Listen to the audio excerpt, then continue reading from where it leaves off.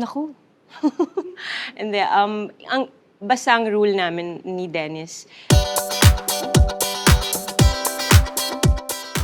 As early as now, nakikita namin yung interest nila. Pero, syempre, priority pa rin ng bawat isa ay yung studies dahil napaka-importante sa amin no na magtapos muna sila sa kanilang studies dahil napakahirap pagsabayin ng dalawa. Pero,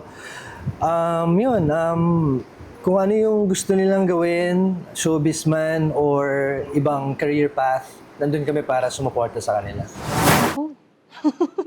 Hindi, basta ang rule namin ni Dennis, napaka-importante na matapos muna nila yung pag-aaral nila bago siguro magawa kung ano man yung gusto nilang gawin. Siyempre, darating yung oras na kailangan mo silang i-let go and kailangan mo silang suportahan sa lahat ng mga gusto nila sa buhay. So siguro pag dumating yung time na yun, kung ano yung gusto nila, kung gusto nila pumasok sa showbiz, bakit hindi? Kahit na alam namin na, uy, teka, mahirap tong business na to. Hindi to basta-basta. At, well, ang dami naming pinagdaanan. Hindi lang puro magaganda. Meron ding mga hindi magaganda. So, alam namin kung paano tumatakbo yung showbiz. So, medyo, alam mo yun, may kaba. Pero kung gusto talaga nila, andito kami, full support.